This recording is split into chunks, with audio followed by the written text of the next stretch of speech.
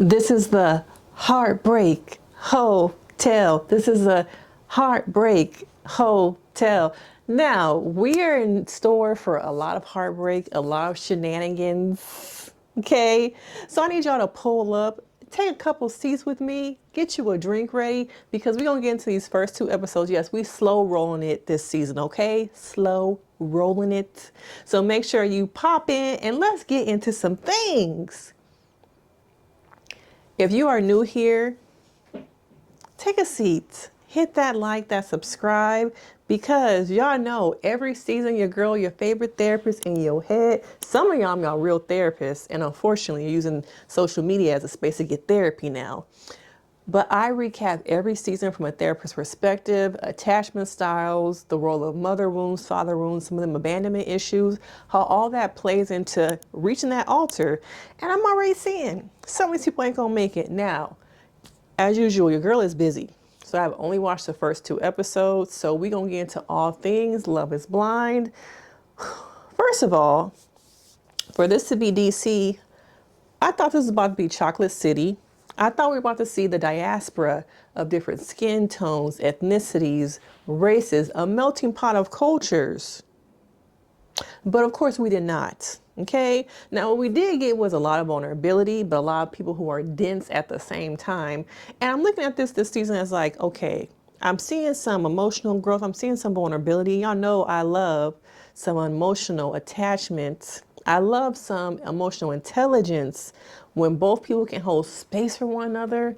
And I can see the healthy foundations of a long lasting marriage and relationship. I love it. But on the other side, I'm seeing the insecurities, the doubts, I came here to find a husband to take care of me. I'm seeing all that. Okay. Now, I, of course, have only watched the first two episodes. I'm not catching up on any of the spoilers, so I don't know all the couples. So this is just me using my spidey sense to see, okay, I see where this is going. And we have in my mind, two couples have already been established. But once again, I am slow rolling this, y'all. So bear with me now. Now, coming into the pods, we got Nick and Vanessa. First of all, what is Vanessa wearing that trash bag for? That trash bag of a dress. Okay. Now, I really wish we would see the reality of their relationship, because I feel like we get what they want us to see, but I don't feel like that is really their relationship. To me, when I look behind the layers of what they're presenting as compared to my therapist cap being on, I see some controlling things. I see that Vanessa is the dominant one in the relationship. I see that Nick is a side character, but Vanessa brings main character energy, not in a good way. Okay. So I want them, as usual, I tell you, I want to see a real couple. I want to see us talk about and discuss the realities of marriage, bring in their own relationship. They've been together for what, 15 years at this point? I want to see that aspect, the realities of being with someone, having kids, trying to maintain a career, moving to Hawaii, moving back to the mainland. I want to hear all about that, but instead we get these corny jokes, the outfits. You know, I'm over them, okay? Bring in somebody else. Let me know who you guys think that we should really be seeing host this show, a real couple who've gone through some things, maybe even someone who's been a part of this experiment and have seen it really work. All right? Okay. Now, my first relationship that I'm actually going to get into, yes, I took notes. I'm trying to remember the names. Y'all know I'm kind of bad at that, okay? But the first relationship that I saw from the beginning that I know is going to make it to the end is Ashley A. and Tyler. Now, you have a nuclear security officer and a marketing director. Now, the thing about their relationship is that there is vulnerability, there is comfort. From the beginning, these two have talked about and discussed things that are pivotal to their relationship, pivotal to who they are as people. And for both of them, primarily Tyler opening up about things that he has gone through, things he has experienced with, that has helped him grow into a man. And that is a pivotal part, because I think that a lot of people are dating as sometimes children, sometimes as not the real self that's going to make you a husband or a wife. And I can see he's in his grown man era. And this is two parts. Part of me is like, great, that's amazing. I'm loving that. But then the other part of me is like, I wonder how those other women feel who had to deal with and date his unhealed self, the self that wasn't ready for a relationship. See, a lot of these people to me have grown. This relationship for some forces them to grow, and a lot of them come into it fame, whatever. But it seems like Tyler is in it for the real deal, really want a foundational relationship. And so I see him in his grown man era and seeing him from a perspective of, I'm ready. I have dealt with some of the hard things in my life. I have put aside of some of the things I was playing games with. I'm here for a real woman, a real relationship. And that real woman was Ashley A. Okay. And to me, they just had chemistry from the beginning. Okay. And I'm going to say it. I really do. I think that they're still together. They're going to make it to the end. It's going to be, I'm curious to see how they do on the honeymoon and what happens when they reach the real world. From a therapist perspective right now, they to me have the fundamentals of a healthy relationship: communication, emotional intelligence, holding space. What does holding space mean? Because y'all be asking me. That means when my partner comes to me and they need to tell me something, that partner does not feel like I'm going to judge them. That means I can sit with the highs, the lows of our relationship. I can sit with the things that they are going through and I can hold it. I'm not going to weaponize it. I'm not going to use it against you. Okay. I'm going to be able to make you feel safe in this relationship. So I see them going to the end. I see them going beyond that. Okay. They start off very well. He grew up with a mom who was depressed. Seeing he didn't say depression, but my mind went to based off the things that she has gone through. His mother was probably depressed, and he grew up with a mom who had mental health issues. But yeah, I feel like he's in his grown man era. It's interesting that he's Siberian and African American, but both of them kind of grew up in these really different places, but have a lot of similarities. I don't think I remember hearing much about how Ashley grew up. I heard more about Tyler. And it's always great for me to see a man of color on TV being vulnerable about where he's come from, what he has experienced, and how that has molded him into who he is today. And he really does seem like he on his grown man shit. Like he really ready for a relationship. It's not no potential. He has, to me, reached his potential, and Ashley will be able to help him, both of them, grow into the next season chapter of their lives. So they gonna make it. Now, the next one that I saw that was a pretty obvious connection was Taylor and Garrett. Now, they have this scientific, nerdy thing about them that is really working. Okay. You find sometimes these people who have these niche, however you say it, niche little things about them that I feel like this experiment brings out. This type of couple, I don't know if they would ever find each other in real life. Okay. And it seems very genuine, very honest. And she wanted him to get to know her for who she is outside what she looked like and her race and ethnicity. Now, in the beginning, he saw that as calculated, but my therapist's mind was guarded. She's been hurt. And I think there's some things related to her being, Asian American, AAPI, that for some reason, probably due to political things, cultural things, have left her hurt and wounded. And because of that, it's like, okay, I'm going to keep that to the chest. I'm not going to be so open about who I am, what I look like. I'm not even going to share with you my mama name because it's going to be a dead giveaway. But I feel like over time, she felt more comfortable and safe. Once again, safety. In a relationship that you're building with somebody, do you feel safe? Do they bring that out in you that you can feel like you can talk to them about anything? But I think it was good that she kept that, because sometimes these relationships start off with physical, what you look like, where you from.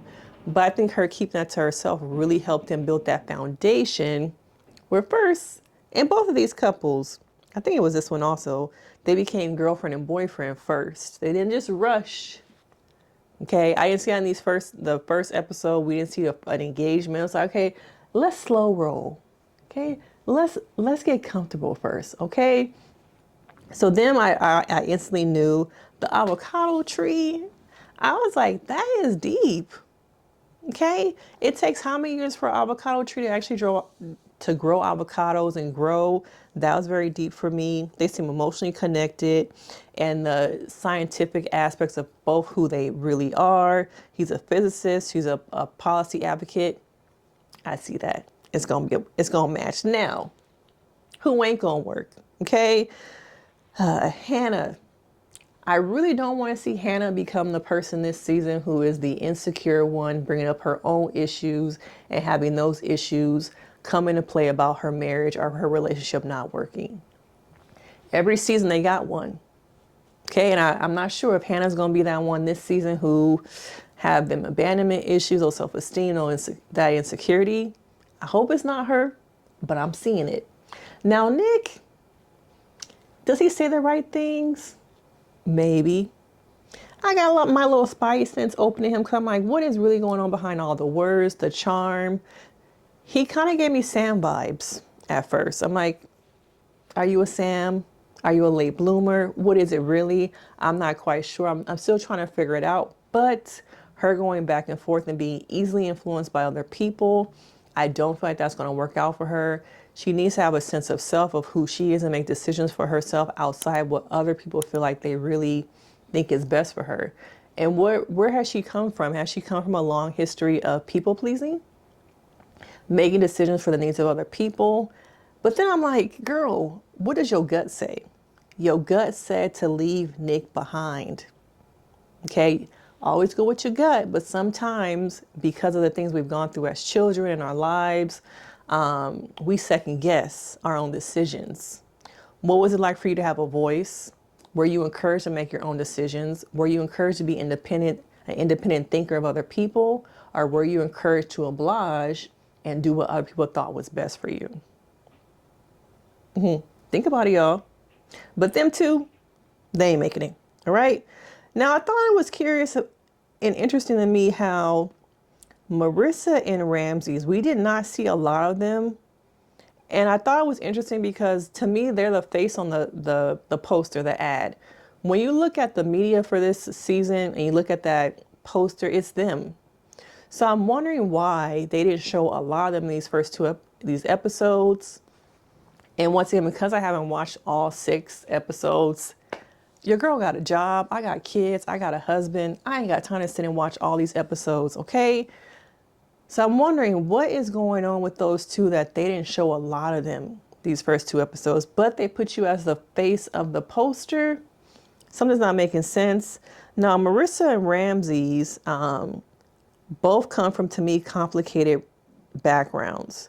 Ramsey's has been divorced. What's with that hair?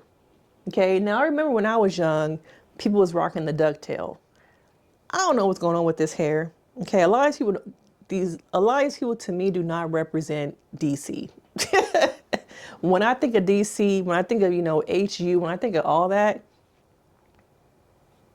did y'all did they fly y'all out? What was going on? Because this does not represent the DC area, the DMV. It does not to me. So looking at him, I see a lot of red flags. Okay, he's been married before. He comes from a very religious background.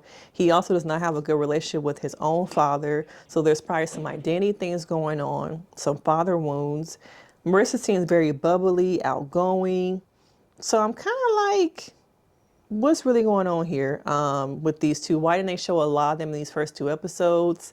But once again, we gonna let it unfold. I reserve the right to change my mind as I watch. Now, this other guy, Leo, the art dealer, and what was the name of the girl Britney.